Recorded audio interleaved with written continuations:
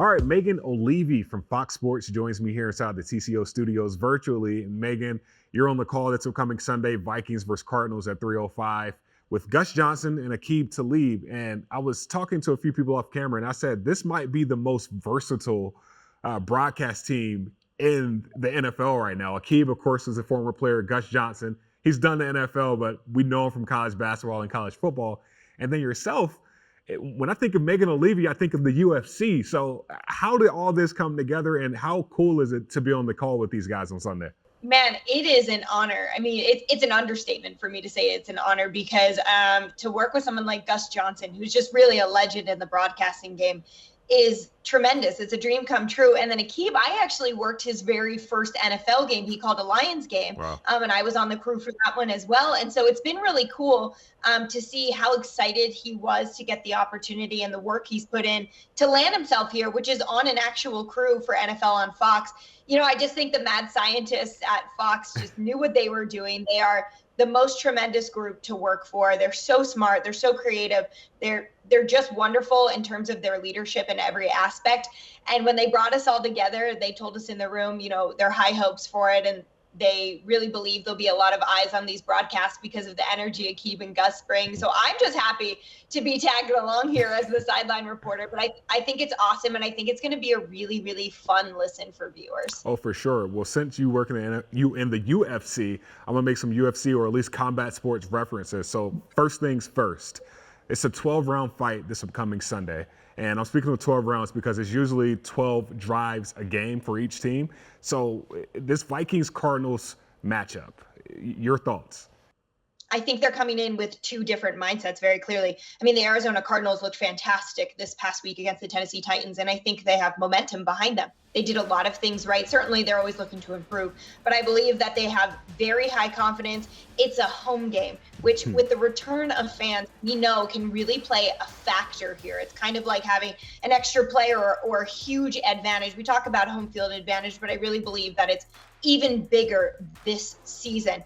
And then on the flip side, you've got the Vikings, who did not perform the way they wanted to. And I think that, you know, they're going to have to really have the endurance and the smarts to go through all 12 rounds. As your analogy said, there's really going to be a lot of improvements. They're going to have to look at that last game and, you know, see where they can quickly make the adjustments that will benefit them. And those penalties, they've got to clean them up. They certainly know that. But I think that there's two different aspects here. The Vikings are going to come in with a big, big chip on their shoulder, rightfully so. They want to prove something. Week one was just a fluke. Week two, we're getting it back. And the Cardinals just want to continue to soar in a very tough division. Yeah, it's a bounce back game for the Purple for sure. And it's a homecoming and welcome back game for Patrick Peterson. I'm sure if he's playing press man, he's going to try to throw some straight rights at the chest, maybe a couple of jabs to make sure D-Hop doesn't get off the line as clean as he wants to. But being that he's back, I'm not expecting any leg hits, but I'm expecting at least an uppercut here or there, maybe to the gut. But seeing him back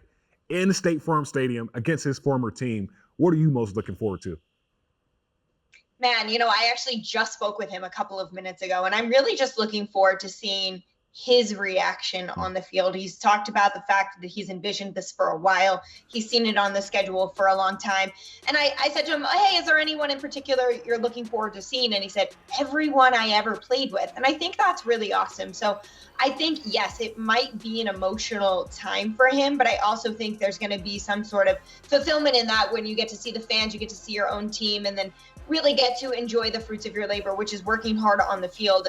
You know, he mentioned the fact that he might be paired up with D-Hop, and things could, you know, the way they play so physically, we might actually see a jab or something like that you mentioned. I'm just kidding. But, you know, I think it will be, I think it will be a big moment for him. And I think you can only prepare yourself mentally so much until you have to just actually go out there and do it and have that experience. So I'm really looking forward to seeing, you know, emotionally how he registers this game, how the crowd welcomes him back, and how he feels afterward. I think that will be really important to catch up with him after the game. Oh, for sure. And like you said, there probably won't be many uppercuts, but I'm sure there'll be some grappling involved at some point during the game.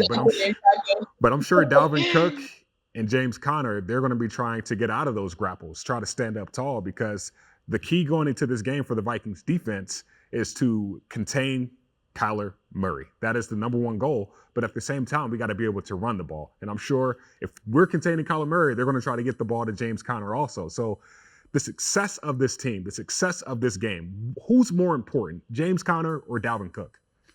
That's a really good question, and it's sort of difficult to answer in this position, but I do think Dalvin Cook, with the talents that he possesses and his abilities on the field, I do think he'll play a more pivotal role. He was kind of stifled last week. We didn't get to see a lot from him. I think he had 61 yards and a touchdown. I know he wants bigger numbers, and I think that he certainly can have those. I believe that whatever adjustments they're going to make, it's so also Dalvin can be successful. And the way that fumble changed things, I think he also really has a point to prove out there this week. So I believe, in just my personal opinion, in terms of previewing this game, I think Dalvin's going to be a real key component and especially vital to the Minnesota Vikings. I know Vikings fans are pretty excited that you said that. You made that call. That was a trick question, so I'm glad you said Dalvin Cook. But I'll get you out of here with this, because we know the winner of each fight, especially in the UFC, is usually by decision, by TKO, or by submission. So what do the Vikings have to do to get that win on Sunday? Man, I think you said it. I hate making any sort of prediction on games or fights that I work. I find it really challenging because I never want to offend anyone. But I just think they have to clean up their play. Obviously, that's number one. I think anybody can see that. But I think you're right. They need to contain Kyler Murray. Arizona has a lot of weapons, and they're going to need to figure out how to nullify those. And also, how do we make sure Chandler Jones is not consistently getting to Kirk Cousins? So I think there's a lot of things they need to work on, but that's staying focused, making sure they're on their P's and Q's for the entire game, every second, every down.